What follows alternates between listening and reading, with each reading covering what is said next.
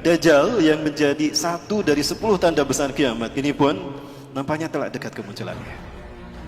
Saya khawatir Dajjal akan muncul 3 tahun ke depan.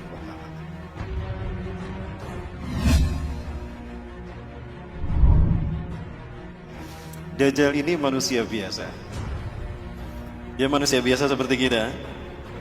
Dajjal bukan Fomeo, tapi dia manusia. Dia lahir 100 tahun sebelum Nabi Musa diutus.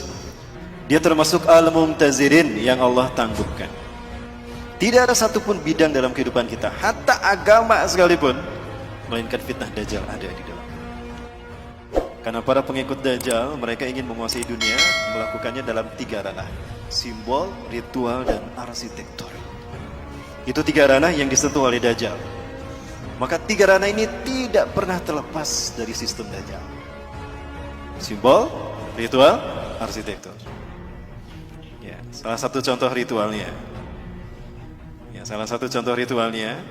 Orang-orang Yunani mereka menyembah Dajjal dengan melakukan pawai obor. Pawai obor keliling negeri. Menyembah dewa matahari mereka. Ya, dewa matahari mereka bernama Helios. Ya. Penyembahan kepada dewa matahari mereka yang bernama Helios ini dilakukan dengan pawai obor keliling negeri. Begitu sampai di Bukit Olympus, obor tadi serah terima kepada kaisar. Kaisar terima itu. Ketika kaisar pun lari di lapangan di Bukit Olympus tadi menuju sebuah obor besar. Dinyalakanlah obor raksasa tadi. Maka selama obor raksasa menyala, mereka melakukan atraksi di lapangan tadi. Berbagai macam atraksi. Itulah ritual yang dilakukan di Bukit Olympus, mengagungkan dewa matahari mereka yang dimaksudkan ini. Ritual itu kemudian dinamakan Olimpiade. Sampai sekarang hilang tidak ritualnya? Inilah ritual pengagungan iblis dan Dajjal. Itu tingkat dunia. Tingkat benua ada tidak? Ada. Apa namanya? Asian Games. Tingkat nasional? Nah, itu ritualnya. Kita tidak sadar. Dalam bidang arsitektur, banyak dalam berbagai bidang, dalam berbagai bangunan, apalagi bangunan ibadah. Tidak terkecuali masjid. Ada simbol Dajjalnya. Kami di Jawa Barat sedang menghadapi. Karena demikian, karena banyak masjid yang bersimbolkan Dajjal. Segitiga adalah sebuah simbol yang kemudian digunakan digunakan oleh agama-agama yang lahir dari filosofi agama arti sebagai simbol Tuhan. Jadi agama-agama yang lahir dari filosofi akal budi manusia menjadikan segitiga sebagai simbol Tuhan. Makanya di dalam agama Hindu ada Trimurti. Betul? Di dalam agama Buddha ada Tridharma. Kitab sucinya Tripitaka. Di dalam agama Kristen ada Trinitas.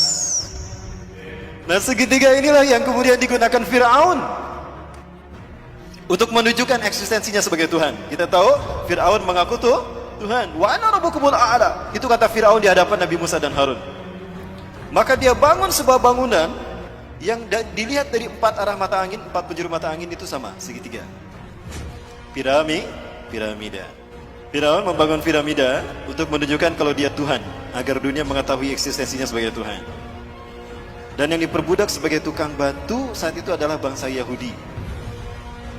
Tukang batu bahasa merekanya adalah mason. Ya, mason. Allah mendengar doa kaum Bani Israel yang diperbudak oleh Firaun selama berabad-abad. Maka kemudian yang diperbudak sebagai tukang batunya adalah bangsa Yahudi Bani Israel. Mason. Mason itu artinya tukang batu. Ya. Allah mendengar doa mereka. Allah tenggelamkan Firaun di Laut Merah. Maka kemudian mereka merdeka. Mereka tidak lagi dijajah oleh Firaun. Tapi mereka tidak melupakan posisi mereka sebagai tukang batu yang diperbudak berabad-abad. Mereka tetap akan menyandang diri sebagai tukang batu. Tapi tukang batu kali ini tukang batu yang merdeka. Kalau dulu didedikasikan secara paksa kepada Firaun, maka sekarang didedikasikan untuk Tuhan yang mereka tunggu-tunggu. Jadilah mereka tukang batu yang merdeka. Merdeka bahasa Inggrisnya apa?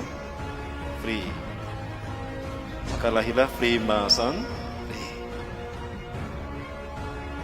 Dari situ sejarahnya. Tadi sudah kita bahas bahwa segitiga adalah simbol Tuhan dalam filosofi agama Ardi. Maka Tuhan digambarkan dengan segitiga. Siapa nama asli iblis? Azazil. Nama asli iblis itu adalah Azazil. Bagus namanya, itu dari Allah. Azza yang dimuliakan, yang dimuliakan. Allah. Azazil yang dimuliakan Allah. Dia marah sama Allah karena tidak terpilih sebagai khalifah di muka bumi. Dia marah sama Allah. Maka dia nggak mau sujud ketika Allah perintahkan dia sujud kepada Adam. Dia masih Allah izinkan tinggal di langit, Bapak Ibu. Dan dia gunakan segitiganya ke bawah. Ini buat iblis. Dia ingin menjadi Tuhan bagi manusia dan dia mengarah ke bawah, ingin menguasai dunia. Dan dialah sesungguhnya yang menguasai bumi. Dari langit dia awasi bumi. Di bumi ada Dajjal yang sama-sama ingin juga mengaku Tuhan, sama juga mengaku Tuhan sebagaimana iblis. Dan sama-sama dilahirkan di negara yang Allah binasakan lewat malaikat Jibril. Sama-sama diurus malaikat Jibril dan sama-sama ditangguhkan ajalnya sampai hari kiamat. Menjelang hari kiamat. Dajjal nama aslinya siapa? Kalau ini nama aslinya Azazil. Kalau Dajjal nama aslinya Samiri. Kenapa Dajjal nama aslinya Samiri? Karena lahir di Samirah. Samirah, Palestina. Allah takdirkan keduanya bertemu di segitiga Bermuda. Segitiga Bermuda adalah sebuah areal pas pantai di Samudra Atlantika yang menghubungkan 3 titik. Ada Florida, Miami, ada Bermuda, dan ada Puerto Rico. Kapal laut, kapal selam yang lewat sana hilang tanpa jejak. Sebetulnya tidak hilang, ada di sana, cuma ditutup dengan kristal cahaya. Allah takdirkan mereka bertemu di segitiga Bermuda dan mereka menjadi dui tunggal, Tuhan yang satu tampak, yang satu dia tampak, mengaku Tuhan. Bagaimana simbol pertemuan mereka? Maka jadilah simbol pertemuan mereka seperti ini. Betul? Nah, ini filosofi dari mana asal simbol seperti ini. Ini adalah simbol pertemuan iblis dan Dajjal. Inilah pertemuan yang sangat dinikmati oleh Azazil atau iblis. Dia menyeru si Samiri Dajjal. Iblis biasa menyebut nama seseorang itu dari suku kata pertama. Samiri dipanggil Sam. Apa kata iblis? Hari ini adalah hari yang aku tunggu-tunggu sejak aku diturunkan dari surga ke dunia, di mana aku dipertemukan dengan saudara kembarku. Maka panggillah dia oleh kalian sebagai Paman Sam. Apa yang terbayang dalam benak kita? Amerika. Ini jawaban kenapa Amerika selalu ikut campur urusan negara di seluruh dunia. Dan kenapa veto Amerika mengalahkan veto the Big Five yang lain. Dan kenapa Amerika selalu ingin menang sendiri dan mengaku sok polisi dunia. Bukan Amerika yang ditakutinya, tapi who was behind American. Siapa di belakang Amerika? Siapa di belakang Amerika? Lihat set plan tata kota Amerika. Dan lihat mata uang Amerika. Dan ini terkait dengan ritual ibadah kita. Kenapa? Karena simbol-simbol ini banyak muncul di masjid-masjid. Bukan hanya di masjid, di gereja. Saya bisa tunjukkan satu-satu. Dan bukan hanya di Indonesia, di seluruh dunia. Kenapa ada di tempat penyembahan? Karena iblis dan Dajjal ingin manusia bukan menyembah Allah, tapi menyembah kita, menyembah mereka maksudnya. Nah ini Bapak, kita sudah mulai membedah teka-teki itu kan? Satu persatu. Nah sekarang Bapak Ibu, saya ingin menunjukkan konspirasi iblis dan Dajjal sudah sampai pada penterjemahan Quran. Baik, saya minta yang hadir di sini buka Qurannya semua. Yang bawa Quran, buka Quran surat ke-7 Al-A'raf ayat ke-16. Saya ingin buktikan kalau ini ada konspirasi dalam penterjemahan Quran, konspirasi Yahudi. Dan saya harap Bapak Ibu bisa melakukan kritisi kepada Departemen Agama. Silakan yang di HP pun juga akan saya tunjukkan Bapak Ibu. Di HP pun ternyata ada yang benar, ada yang salah terjemahnya. Sakit dibacakan Mas. Iblis menjawab, karena engkau telah menyesatkan aku, pasti aku akan selalu menghalangi mereka dari jalanmu yang lurus. Bedakan menyesatkan aku dengan menghukum aku tersesat. Kalau kata-kata iblis karena engkau telah menyesatkan aku, berarti iblis sesat karena ada yang menyesatkan, betul?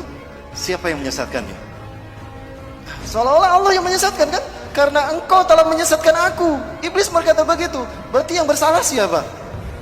Allah yang telah menyesatkan iblis loh. Kok jadi Allah yang disalahkan? Betul Bapak Ibu? Nah, sepakat gak kalau kita minta kepada Departemen Agama dirubah tuh terjemahnya?